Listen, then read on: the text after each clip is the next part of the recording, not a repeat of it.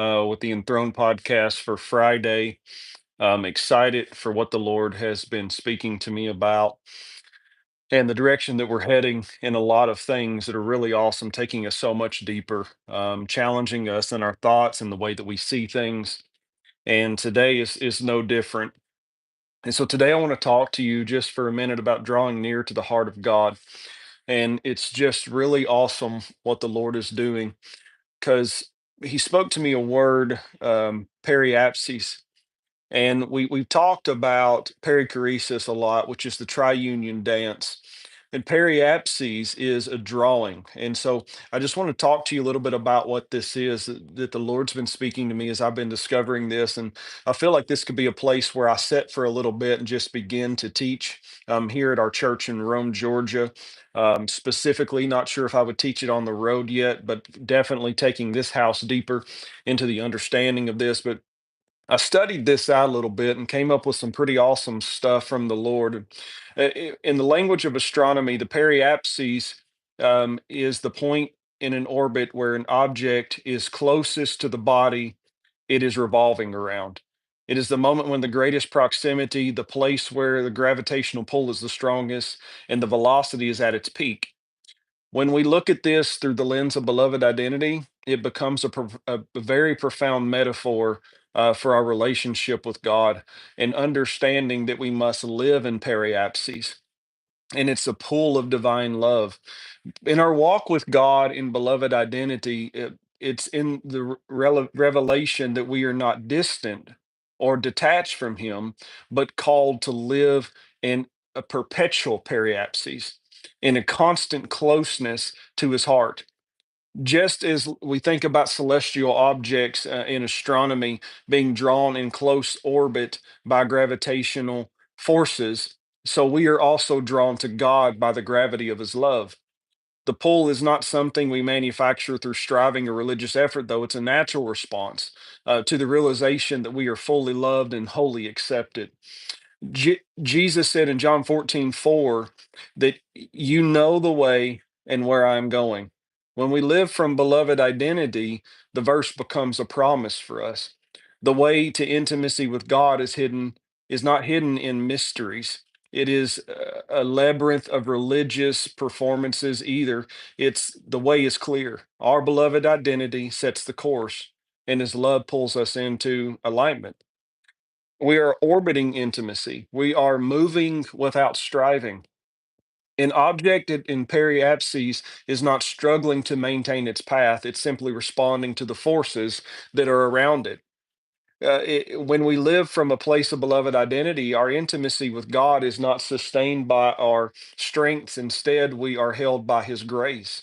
That's something that we're going to be talking about within this is being birthed from grace and what it looks like to live from grace and the understanding of grace in beloved identity. We're not anxious. Not trying to maintain closeness with Him. We're simply living in the awareness that He has already drawn us near. The truth of John 14:4 really assures us that we are not lost or wandering. We are moving along the path Jesus has already laid out for us. There's a gift in periapses where transformation happens. Periapses is not just a place of nearness, but also a place of acceleration. Spiritually, this is where transformation happens in acceleration. Transformation happens in acceleration. When we're close to God, when we allow ourselves to rest in the full truth of beloved identity, we find that change occurs not through self effort, but through His presence. This is metanoia. Old mindsets burn away, wounds are healed, our visions become clear. His light exposes and transforms, not to condemn us, but to restore. Jesus' words in John 14:4 reminds us that His transformative closeness is not a secret path, but an intended destination for those who recognize the truth of their beloved identity. We've got to make sure that we return to periapses and stop living in a cycle, but instead embrace grace. Orbits are not static, but they are cycles. There's reasons when we feel nearness and periapses, and others when we drift toward what feels like a spiritual apostasis. The furthest point in our orbit. However, we need to understand that within beloved identity, it assures us that even in seasons where we seem distant, that the trajectory of our lives is always bent toward closeness with God. His love is the force that ensures we will always return to periapsis, to that place of intimacy and rest. John 14:4 again serves as a reminder that we are not destined for distance, but for divine proximity. We have to learn to remain in periapsis, a constant drawing. To live in periapsis is to live in a constant awareness of our beloved identity. It is to dwell in the truth that our nearness to God is not fragile or temporary, but secured by his love. The gravitational pull of his heart keeps us close. And as we remain in this place, we experience the fullness of what it means to be his beloved. In this closeness, guys, we every aspect of our lives will align with his will. We're not merely orbiting him out of duty, but drawn into an eternal dance of intimacy and purpose known as perichoresis. This is the beauty of living in periapsis, to know beyond all doubt that we are cherished, loved, and held by the one who set our orbit into motion. And as John 14:4 declares, we know the way because Jesus himself has become the way, bringing us into the closest orbit to the Father's heart. We've been talking a lot here lately about perichoresis. There's another term, pericletes, and now we're talking about periapses and apostases. Apostases is a far distance from God, feeling distant from Him, but periapses is the drawing in, where He's drawing us in. It's a gravitational pull. And we understand what I'm teaching and what I'm going to bring us into a full understanding of is that when you step into the understanding of grace, you are now on the trajectory of periapses, not apostases, not living far from, trying to work towards, but living in that gravitational pull of his love, periapses, pulling you into experience perichoresis through pericletes. And so within that, we get pulled into this triunion dance of belovedness, to where we're not working for his love, we're working from his love.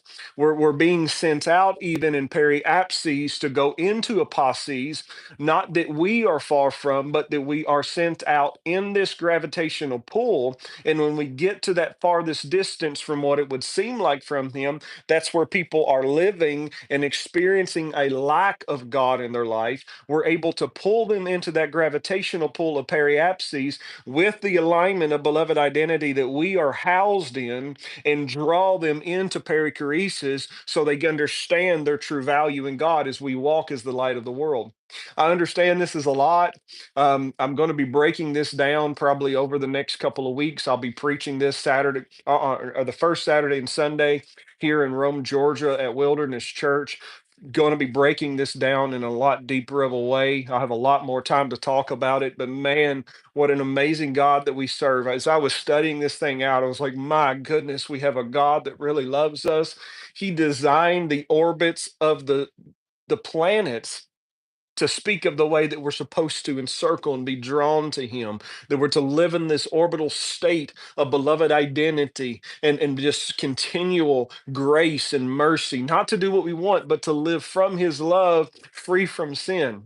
So I thank you so much for joining today. I know this is a challenging teaching. Some of y'all just reach out and let me know. I bless you. This will free you. Just listen to it over and over again. Feel free to study these things out. John 14:4 is amazing. I bless you in Jesus' name, and we will see you Monday for the podcast.